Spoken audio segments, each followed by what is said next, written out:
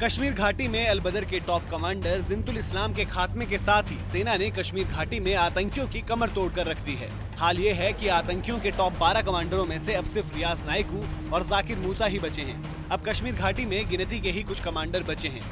सेना और सुरक्षा बलों की कार्रवाई में बीते साल यानी 2018 में मारे गए दहशतगर्द आतंकियों का आंकड़ा 260 के पार पहुंच गया है और जिस तरह से सुरक्षा बलों ने आतंकियों की कमर तोड़ रखी है, उसे देखकर कहा जा सकता है कि इस साल भी आतंकियों को सुरक्षा बल मुंहतोड़ जवाब देने वाले हैं। साल के शुरुआत में ही मिली बड़ी कामयाबी से सेना और सुरक्षा बलों का आतंकी कमांडरों का खात्मा करने का अभियान और तेज हो गया है। सेना के सूत्रों की माने तो 2019 में भी ये ऑपरेशन जारी रहेगा और आतंकी गतिविधियों पर लाइन ऑफ कंट्रोल और भीतर के इलाके दोनों में दबाव लगातार बनाया जाएगा।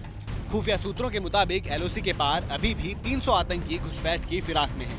आतंकी ऑपरेशंस की बात करें तो मार्च 2018 में सेना को अबू मतीन और अबू हमास का खात्मा करने में बड़ी कामयाबी मिली।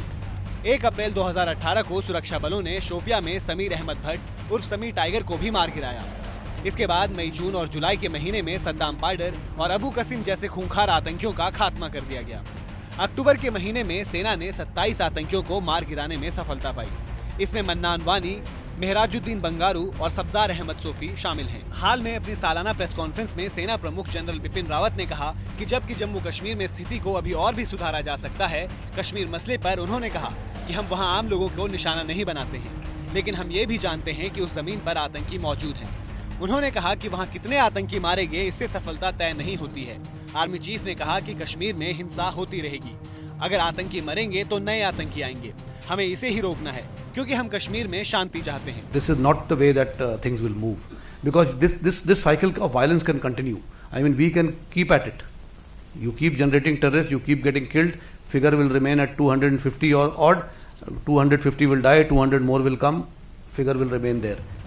सुरक्षा बलों की खुफिया रिपोर्ट के मुताबिक कश्मीर में आतंकवाद का दायरा श्रीनगर के आसपास 100 किलोमीटर में सिमट गया है, जिनमें श्रीनगर के आसपास कुलगाम, बडगाम, अनंतनाग और सोपिया जैसे इलाके शामिल हैं। पिछले दिनों में बांदीपुरा, सोपोर और बारामूला जैसे इलाके आतंकवाद से मुक्त हो गए हैं। सुरक्षा बलों के मुताबिक आतंकियों ने पहले पुलिसकर्मियों को निशाना बनाना शुरू किया, जिससे स्थानीय पुलिस में आतंकियों के खिलाफ विरोध शुरू हुआ।